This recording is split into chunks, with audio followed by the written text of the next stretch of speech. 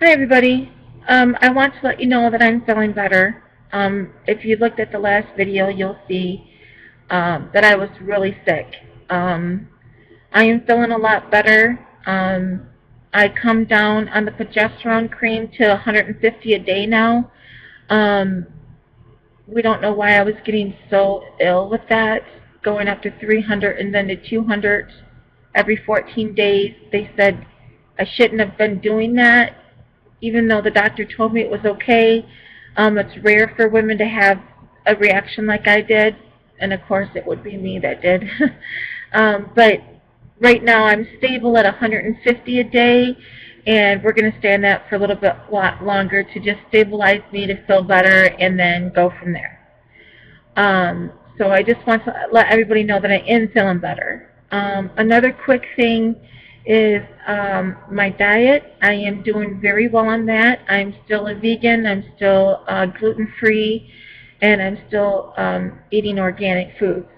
I will tell you, if you have PCOS, I strongly urge you to try going gluten-free.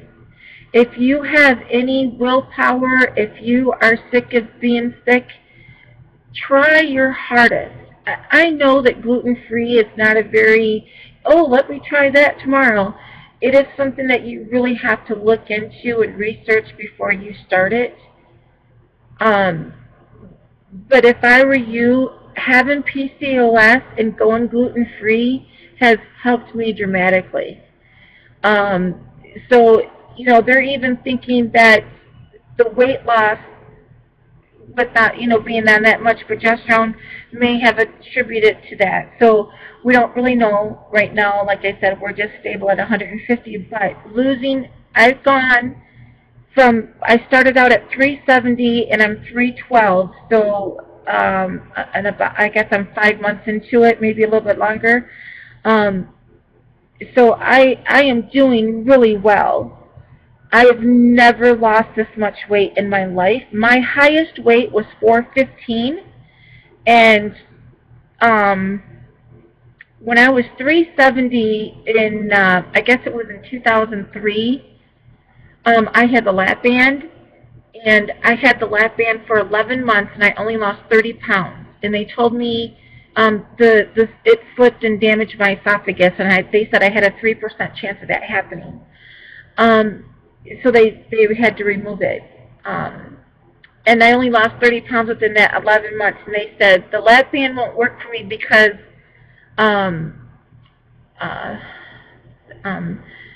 overeating is not my problem. So, and it was something that we were going to see, hopefully it would work, but it didn't. To give you a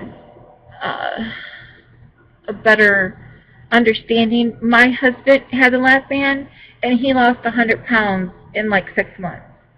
So that's where you're supposed to be at with that. So anyways, so my daughter's 15. When I had her, I was 186, and I gained 100 pounds in 4 months.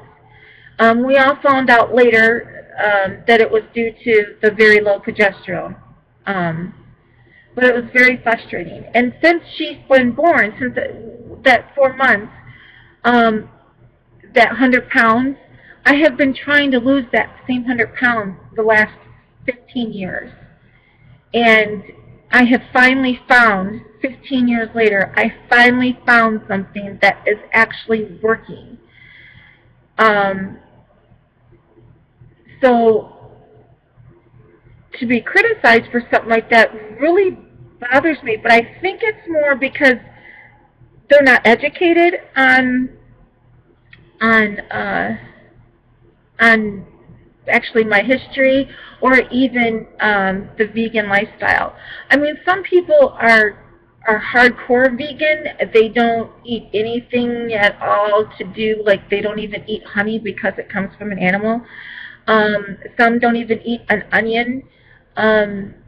And I'm not into it like that. I got into it for lifestyle, and then I started figuring out about the way animals were treated and stuff like that. But as far as eating vegan, it is for me, it's fine. I am not hungry. I don't feel the desire to want to eat meat.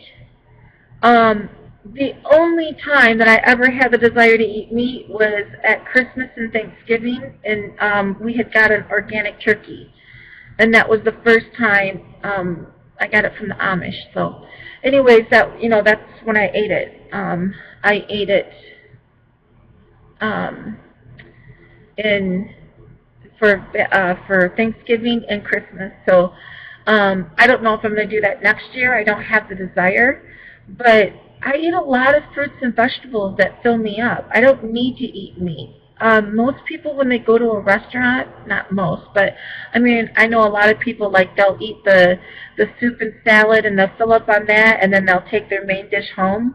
Well, I just don't eat meat. I don't have the desire. I eat vegetable stews and soups, and my sister says to me, "Why? How can you have a stew without meat in it?"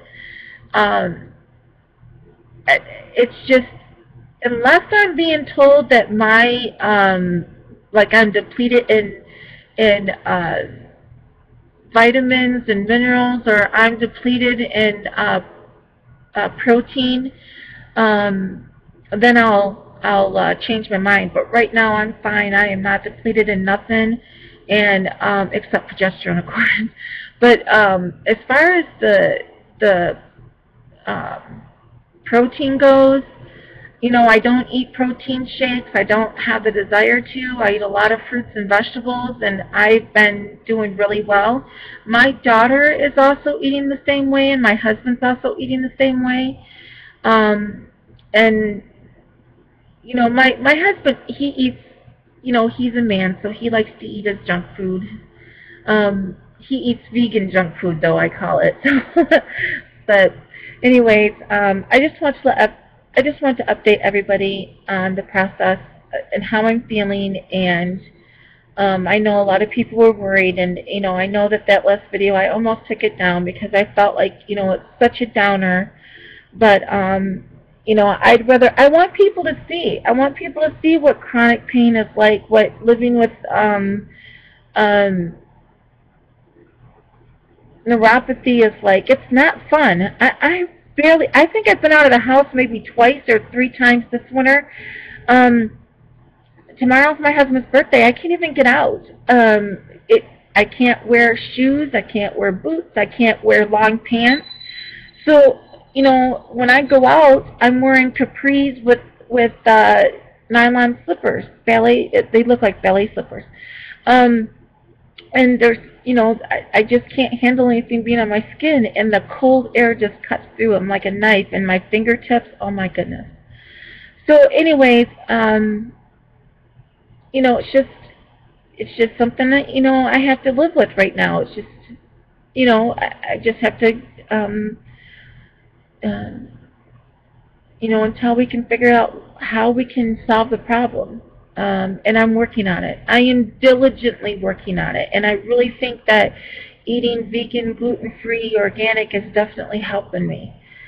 Okay, so one last thing I wanted to say real quick, a little sad news. I was trying to adopt my nephew. We were going through the foster care process first, and then we were going through adoption. And unfortunately, we were denied because my husband is not ready yet. They think he will be in the next 6 months, 2 to 6 months, but right now they want him to have an MRI. He still has the closed head injury, and he's still, dealing with the lost, not lost memories, but, hard to remember.